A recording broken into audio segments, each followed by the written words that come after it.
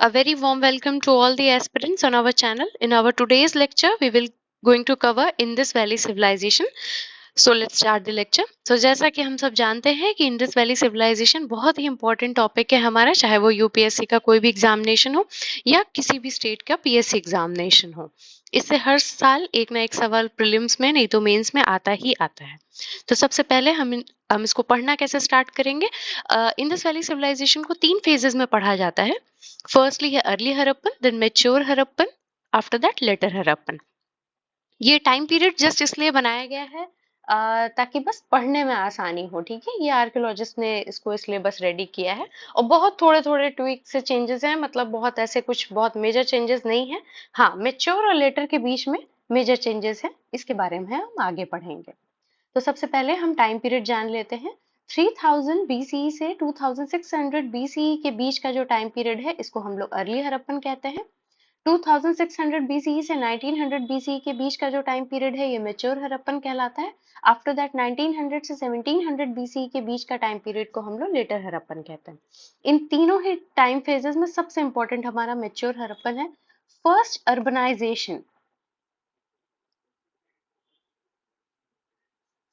Urbanisation of world हम कह सकते हैं कि वो इसी टाइम पीरियड में स्टार्ट हुआ था। और आपको बहुत ही प्राउड फील होना चाहिए कि हमारे इंडियन सबकॉन्टिनेंट में स्टार्ट हुआ था। ठीक है, आफ्टर दैट अब ये हम जानते हैं कि इंडस वैली सिविलाइजेशन की लोकेशन क्या थी। फर्स्टली ये बता दें हम कि ये पूरे इंडिया या इंडियन सबकॉन्टिनेंट में नहीं पाया गया था। मेनली इसका रीजन था नॉर्थ वेस्टर्न इंडिया और Pakistan. North western India it covers Rajasthan, Gujarat, Haryana, western UP, Punjab. Mainly यही कोर रीजन्स थे हमारे जहाँ पे इंडस वैली सिविलाइजेशन की साइट्स पाए गए थे। और पाकिस्तान के रीजन्स थे सिंध में, पंजाब में, बलूचिस्तान में। ये सारे रीजन्स पाकिस्तान के थे। सबसे पहले इस पे जो इन्होंने ध्यान दिया वो थे सर जॉन मार्शल, जो कि first director archaeological director general of India थे। उसके बाद इसकी जो एक्सकेवेशन स्टार्ट हुई थी वो अंडर मोर्टाइमल व्हीलर के देखरेख में स्टार्ट हुई थी, इसकी एक्सकेवेशन जो हड़प्पन साइट्स के। ओके, अब हम जान लेते हैं कि लिमिट्स क्या थी, मतलब कहाँ से कहाँ तक इंडस वैली सिविलाइजेशन पाया गया था। जैसा कि अभी अभी हमने बोला कि ये पूरे इंडियन सबकॉन्टिनेंट में नहीं पाया गया था, तो डेफिनेटली इसके कुछ एक्सट्रीम पॉइंट्स होंगे। तो फर्स्टली सुतका केंदूर जो कि वेस्ट में है। सुतका केंदूर हमारा पाया जाता है पाकिस्तान ईरान बॉर्डर पे। ठीक है, ये पाकिस्तान ईरान बॉर्डर पे लाई करता है। After that Shortugai, this site is in Afghanistan, ये हमारे अफगानिस्तान में पाई जाती है।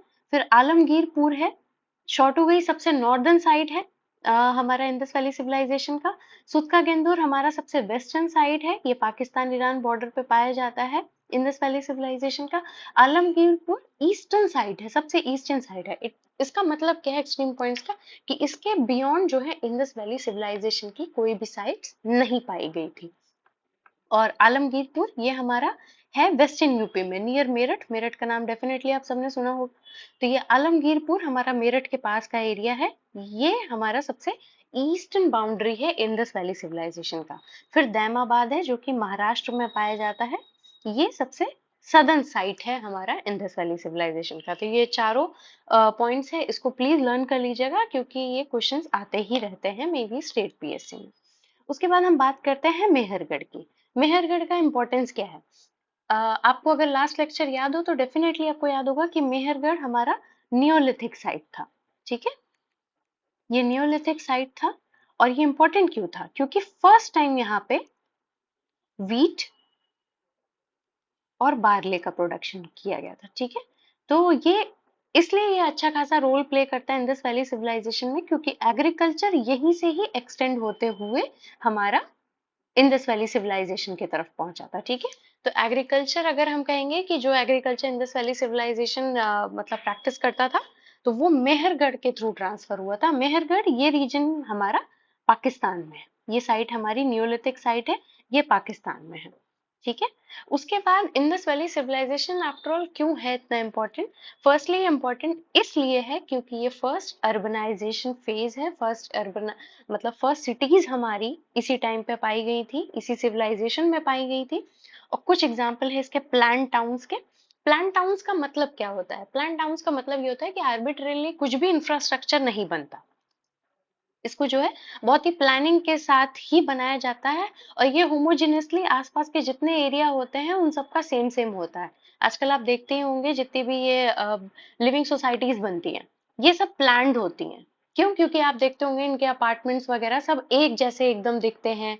यहाँ का जो भी सिस्टम है, लिफ्ट सिस्टम है, सब कुछ बहुत ही होमोजेनियस होता है, कुछ भी ऐसा डिफरेंस नहीं होता। सिमिलरली हमारे उस टाइम के 3000 BCE के, वैसे तो ये सब ये जो प्लान टाउन्स हैं ये हमारा पाया जा रहा था मेच्योर हड़प्पन में, इनका इंफ्रास्ट्रक्चर कंस्ट्रक्ट हुआ था। ठीक है, तो ये उस टाइम से ही हम लोग मतलब इसको प्रैक्टिस कर रहे हैं। तो कुछ इंपॉर्टेंट प्लान टाउन्स है, जैसे हड़प्पा है, मोहनजोदारो है। ये ये दोनों हमारा हड़प्पा और मोहनजोदारो ये पाकिस्तान में है। ठीक है, फिर धोलावीरा, लोथल और सुरकोटाडा ये हमारे गुजरात में पाए जाते हैं, ये तीनों ही साइट। ठीक है, धोलावीरा का एक और कंटेम्प्रेरी न्यूज में रह चुका है 2021 से रेगुलरली, इसके बारे में भी हम आगे बात करेंगे। लोथल, सुरकोटाडा ये हमारे गुजरात में पाए जाते हैं साइट। ठीक है, लोथल जो है उस टाइम की आप कह सकते हैं बीट फैक्ट्री हुआ करता था। ठीक है, बीट फैक्ट्री था यहाँ पे। बीड्स बीड्स का आप सिंपली मतलब समझिए मोती होता है, मोती जैसा मतलब जैसे कहते हैं ज्वेलरी बनाना मोती के शेप का, उसको ही हम लोग बीड्स बोलते हैं। तो लोथल क्यों इंपॉर्टेंट है? क्योंकि यहाँ पे बीट फैक्ट्री था। फर्स्ट टाइम पोर्ट का कंस्ट्रक्शन हुआ था यहाँ पे, first time port was constructed here. Okay, इसलिए ये इम्पोर्टेंट है लोथल। और सुरकोटाडा, ये तीनों ही साइट हमारी गुजरात में है और तीनों ही इम्पोर्टेंट है। कालीबंगन जो है ये हमारी राजस्थान में पाई जाती है। बनावली और राखीगढ़ी ये दोनों साइट हमारी हरियाणा की है। ठीक है, और ये सारे ही जो टाउन्स मैंने बताए हैं ये बहुत ही इंपॉर्टेंट है, एग्जाम में जनरली इनका नाम लेके कभी मैच द कॉलम के फॉर्म में कैसे भी ये क्वेश्चंस आ ही जाते हैं। अब प्लान टाउन्स है, तो प्लान टाउन्स के अंदर में था क्या क्या? ठीक है, फोर्टिफिकेशन मींस फोर्टिफाइड होम से सारे ही घरों में आप लगभग ये कह सकते हैं उनके अपने वॉशरूम्स होते थे, अपने बाथरूम्स होते थे, कोर्ट यार्ड होता था। लगभग लगभग सारे ही घरों में अपने वेल्स होते थे पानी के लिए। वेल प्लान्ड स्ट्रीट्स थी, जितनी भी रोडें थी पहली बात तो वो ऐसे ही पाई जाती थी। ठीक है, ग्रिड पैटर्न, ग्रिड पैटर्न इसी को कहते हैं हम लोग। ठीक है, ये क्रिस क्रॉस रोड होती थी। ठीक है, यूं नहीं कि ऐसे ऐसे करके कैसे भी बनी हो, ऐसा कुछ नहीं था, बहुत ही स्ट्रेटली ऐसे ही बनी होती थी, इसी को हम लोग ग्रिड पैटर्न कहते हैं। और सीटाडेल पाया जाता था। सीटाडेल क्या होता है कि लगभग सारे ही हड़प्पन साइट्स में जो मतलब जैसे मान लीजिए ये एक सिटी है हड़प्पन सिटी, ठीक है, तो वेस्टर्न साइड जो है वो थोड़ा सा अपलिफ्ट प्लेटफॉर्म पे हुआ करता था। ठीक है, और ईस्टर्न साइड लोवर प्लेटफॉर्म पे हुआ करता था। तो ये माना जाता है, ऐसा आर्कियोलॉजिस्ट का मतलब एक एस्टिमेट है कि ये जो सीटाडेल है मे बी इसमें जो रूलिंग क्लास रहते हो वो रहते होंगे। तो ये जो अपर रीजन है, अपर प्लेटफॉर्म पे है, इसी को हम लोग सीटाडेल बोलते हैं। और ये जनरली मोस्टली वेस्टर्न साइड पे ही पाया जाता था, मतलब किसी भी सिटी की वेस्टर्न साइड में सीटाडेल पाया जाता था। ये अपर प्लेटफॉर्म होता था। ठीक है, उस सिटी की ग्रेनरी या जो जो भी इम्पोर्टेंट कंस्ट्रक्शन है वो हमारे सीटाडेल में पाए जाते थे। और ईस्टर्न साइड जो होता था वो हमारा लोअर रीजन होता था, यहाँ पे नॉर्मल लोग रहते थे। ठीक है, उसके बाद फिर मोहनजोदारो। मोहनजोदारो साइट क्यों इंपॉर्टेंट है? यहाँ पे बहुत सारी इंपॉर्टेंट चीजें पाएगी, लाइक वेयर हाउस पाया गया, डांसिंग गर्ल, ये डांसिंग गर्ल जो कि ब्रोंज की बनी थी। ठीक है, एक और इम्पोर्टेंट चीज कि ये जो इंडस वैली सिविलाइजेशन है, बहुत लोग ये मानते हैं कि ये ब्रॉन्ज एज कल्चर का कंटेम्पररी है। देखिए इंडिया में अगर हम मेनली बात करें तो ब्रॉन्ज एज कल्चर पूरी तरह से वेल स्टैब्लिश्ड नहीं था।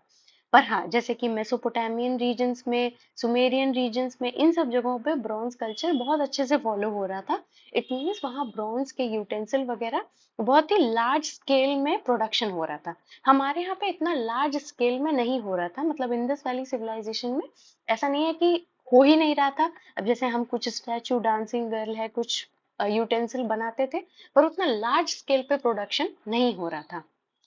तो इंडस वैली सिविलाइजेशन पैरेलल था हमारा ब्रॉन्ज एज कल्चर का, ठीक है। उसके बाद मोहनजोदारो में ग्रेट बाथ पाया गया। Great bath mainly ritualistic purpose के लिए लोग यूज करते थे, मे बी कुछ तो रिचुअल्स फॉलो करते होंगे, तो ग्रेट बाथ इसी के लिए था। It is a type of, आप कह सकते हैं, स्विमिंग पूल है, ठीक है। उसके बाद प्रीस्ट किंग एक पाए गए थे, स्टेटाइट के बने हुए थे।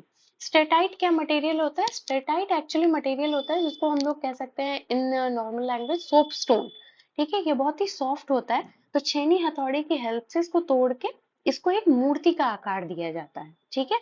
स्टेटाइट सोप स्टोन होता है, मतलब ये वाला जो स्टोन होता है इसकी जो कंसिस्टेंसी होती है बहुत ही पाउडरी सी होती है, तो बहुत आसान होता है आप इसको किसी भी मूर्ति में इसको आप बदल सके। तो एक प्रीस्ट किंग की मूर्ति पाई गई थी which is made up of steatite, Mohenjodaro में पाई गई थी, ठीक है। तो मे भी ये क्वेश्चन हो सकता है कि प्रीस्ट किंग जो मिली थी, मतलब इनका जो मूर्ति मिली थी वो कहाँ पे मिली थी, the answer is Mohenjodaro, okay. उसके बाद Indus valley civilisation agriculture practice करता था, डोमेस्टिकेशन प्रैक्टिस करता था। एग्रीकल्चर में मेनली क्या क्या प्रोड्यूस करते थे? वीट, बार्ले, पीज, सिसमे सीड्स, ठीक है, सरसों, ये सब ये मतलब इसका प्रोडक्शन करते थे। और ये डबल क्रॉपिंग सिस्टम फॉलो करते थे। अब डबल क्रॉपिंग सिस्टम का मतलब क्या होता है? डबल क्रॉपिंग सिस्टम का मतलब होता है कि एक फील्ड पे, ठीक है, एक फील्ड में एक साल में जब हम दो या उससे ज्यादा क्रॉप्स को उगाते हैं तो उसको हम लोग डबल क्रॉपिंग सिस्टम कहते हैं। मतलब ये मोनोक्रॉपिंग नहीं फॉलो करते थे, ये डबल क्रॉपिंग सिस्टम फॉलो करते थे। ये एक ही फील्ड पे एक साल में दो या उससे ज्यादा क्रॉप्स उगाते थे एक साथ, इसको हम लोग डबल क्रॉपिंग सिस्टम कहते हैं, ठीक है। उसके बाद जैसा कि मैंने अभी कहा कि डोमेस्टिकेशन प्रैक्टिस करते थे, जिसमें कि शीप, गोट, बुफेलो, ये इनके बहुत ही मतलब इम्पोर्टेंट एनिमल्स हैं जिनको ये डोमेस्टिकेट करते थे।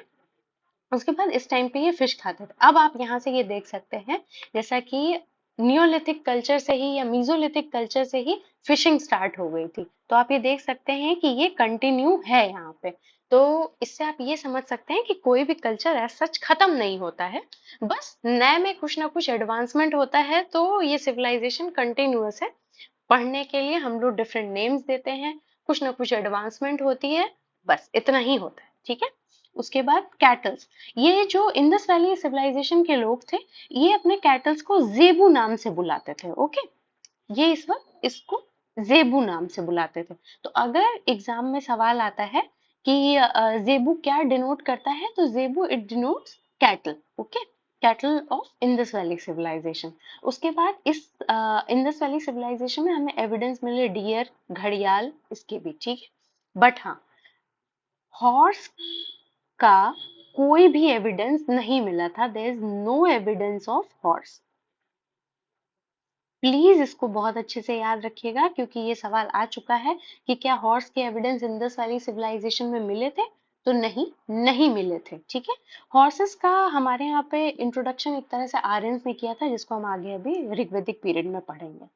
उसके बाद इंडस वैली सिविलाइजेशन के लोग क्या मतलब क्राफ्ट्स वगैरह करते थे, तो ये बीड्स बनाते थे, जैसा कि अभी मैंने बताया बीड्स की एक फैक्ट्री हमारी लोथल में है, लोथल फैक्ट्री था बीड्स का, ठीक है।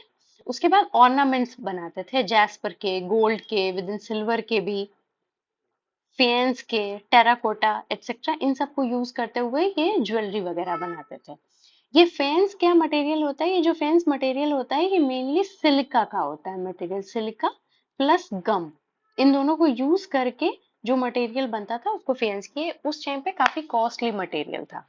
उसके बाद अब हम देखते हैं, देखिए सिंस आप ये देख सकते हैं कि सारे ही मटेरियल तो जितना रीजन अभी इंडस वैली सिविलाइजेशन में बताया सब एक जगह पे मिलेंगे नहीं, तो डेफिनेटली इंपोर्ट एक्सपोर्ट करना पड़ता था।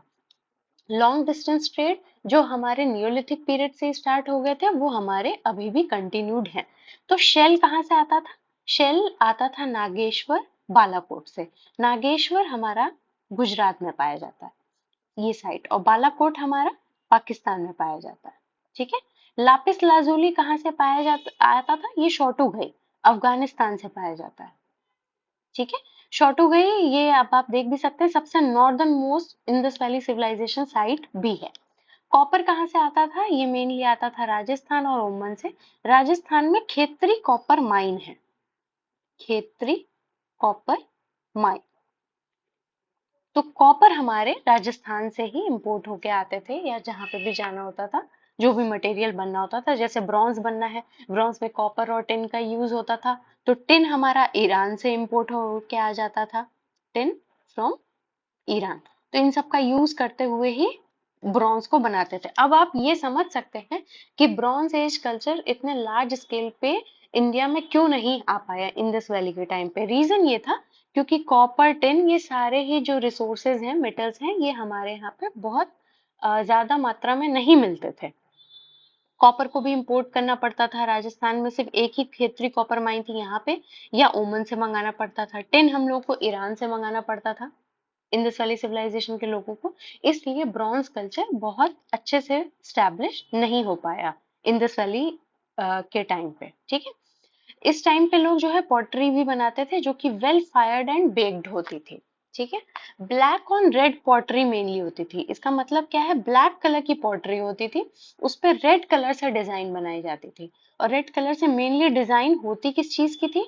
डिजाइन होती थी हमारी, फिश बनाया जाता था, पीपल ट्री बनाया जाता था, ठीक है, और विद इन ह्यूमन बींग्स भी बनाए जाते थे, ज्योमेट्रिकल डिजाइन बनाई जाती थी। तो ये सारी चीजें बनाई जाती थी पॉटरी के ऊपर। पॉटरी के अलावा और भी काफी सारी चीजें बनती थी, जैसे परफोरेटेड जार्स बनते थे, प्लेट्स बनते थे, ये सभी। और इन सब पे भी वही मोटिव्स, जैसे बर्ड्स है, पीपल ट्री है, इन सबको बनाया जाता था।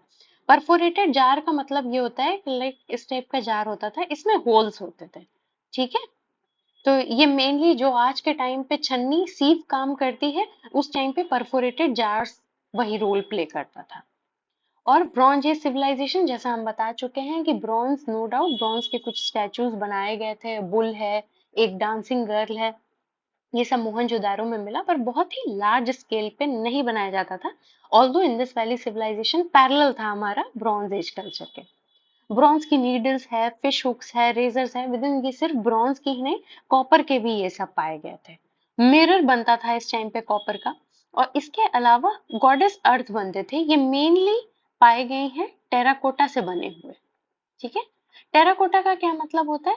क्ले होता है जो कि बेक्ड होता है, क्ले जो कि बेक्ड होता है, इसी को हम लोग टेराकोटा बोल देते हैं, ठीक है। तो इसकी मदर गॉडेस अर्थ बनाई जाती थी, मेल डीआईटी बनाए जाते थे, जिनको हम लोग पशुपति नाथ के नाम से जानते हैं। सिंस देखिए इस टाइम पे जो कैटल्स वगैरह थे वो बहुत ही इंपॉर्टेंट थे, तो जो भी ये मेल डीआईटी बने हुए थे, इनको नाम दिया गया था पशुपतिनाथ। लेटर जाके यही शिव जी हुए हैं, ठीक है।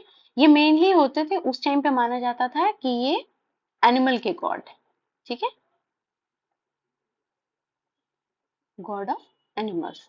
ये जरूरी था उस टाइम पे, क्योंकि डोमेस्टिकेशन बहुत ही इंपॉर्टेंट प्रैक्टिस थी। उसके बाद मेसोपोटामियन रीजन्स में, अब ये हमारा सबसे अच्छा एग्जाम्पल है ये प्रूव करने के लिए कि लॉन्ग डिस्टेंस ट्रेड होते थे। सबसे पहले तो हम जान लेते हैं मेसोपोटामियन रीजन है क्या।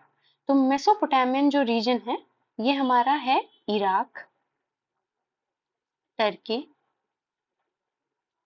सीरिया, ये सब वाला जो रीजन पाया जाता है एशिया में, इसको हम लोग मेसोपोटामियन रीजन कहते हैं। यहाँ पे क्यूनिफॉर्म इंस्क्रिप्शन पाई गई थी। क्यूनिफॉर्म इंस्क्रिप्शन क्या होती है? स्टोन की स्लैब है, इसी में ही जो लिखा जाता है इसको क्यूनिफॉर्म इंस्क्रिप्शन बोलते हैं, ठीक है। तो यहाँ पे क्यूनिफॉर्म इंस्क्रिप्शन पाई गई थी, जो कि ये बताती थी कि हाँ, हमारे इंडस वैली सिविलाइजेशन के ट्रेड मेसोपोटामियन रीजन्स के साथ में स्टैब्लिश थे।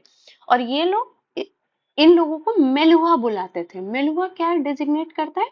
मेलुहा इंडस वैली सिविलाइजेशन के लोगों को डिजिग्नेट करता है, ठीक है, पीपल ऑफ दीज रीजन्स। तो मेसोपोटामियंस जो लोग थे वो मेलुआ किसको बुलाते थे? मेलुआ इंडस वैली सिविलाइजेशन के लोगों को बुलाते थे। उसके बाद अब सिंस अगर आपके लॉन्ग डिस्टेंस ट्रेड है जो कि लार्ज स्केल पे है, तो आपको वेट्स एंड मेजरमेंट्स वगैरह की जरूरत पड़ेगी।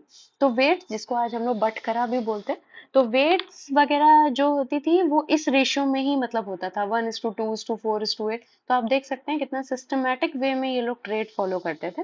उसके बाद उस टाइम पे 1 इंच का मेजरमेंट था 1.75 सेंटीमीटर, ठीक है।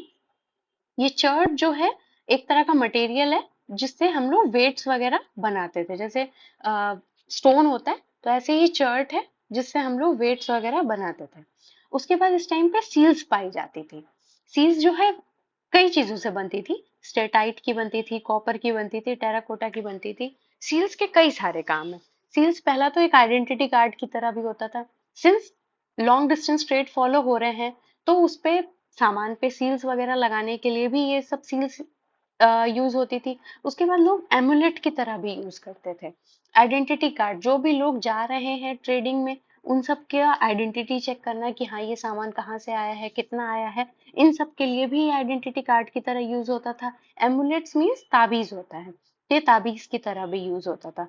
सील्स के ऊपर पिक्टोग्राफिक सिंबल्स थे, ठीक है।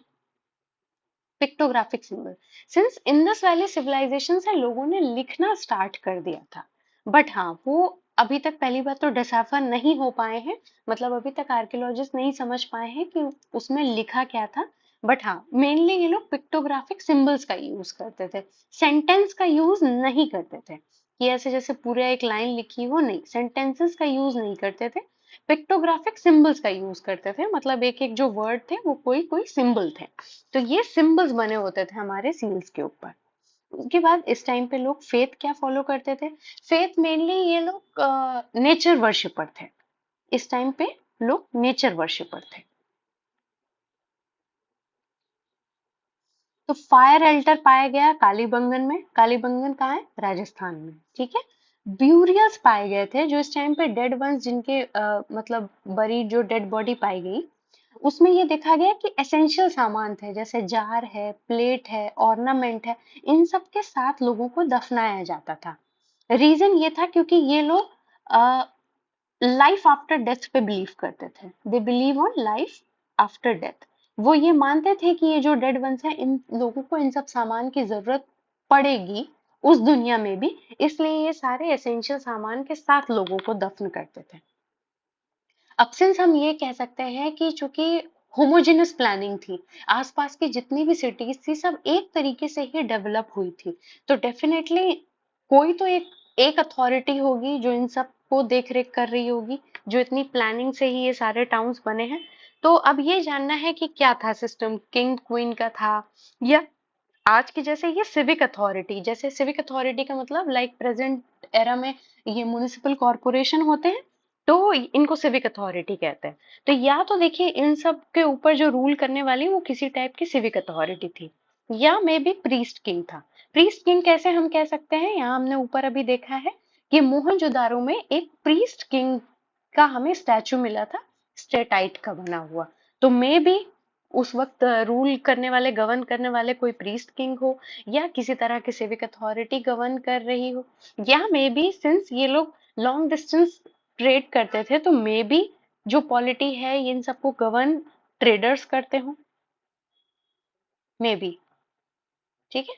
तो इसके अभी पूरे फुल प्रूफ एविडेंस नहीं मिल पाए हैं, बट हाँ इन्हीं सब में से कोई एक कुछ तो करता ही होगा, क्योंकि अगर ऐसा नहीं होता तो होमोजेनस वे में इस्टेब्लिशमेंट नहीं होता सारी सिटीज का। ओके, अब हम बात करते हैं धोलावीरा की। ये 2021 से इम्पोर्टेंट है, क्यों? क्योंकि 2021 में यूनेस्को ने इसको वर्ल्ड हेरिटेज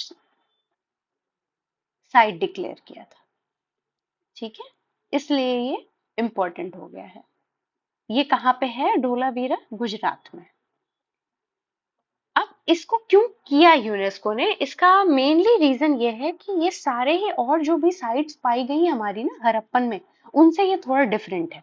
बाकी साइट्स जो भी थी हड़प्पन की, हड़प्पन एरा की, मतलब इंडस वैली सिविलाइजेशन की, वो 2 पार्ट में डिवाइडेड थी, पर धोलावीरा 3 पार्ट में डिवाइडेड। यानी धोलावीरा एक एक ऐसी साइट है जो कि 3 पार्ट्स में डिवाइडेड है, ठीक है। मतलब ये 2 पार्ट्स में नहीं डिवाइडेड है, ये 3 पार्ट्स में डिवाइडेड है।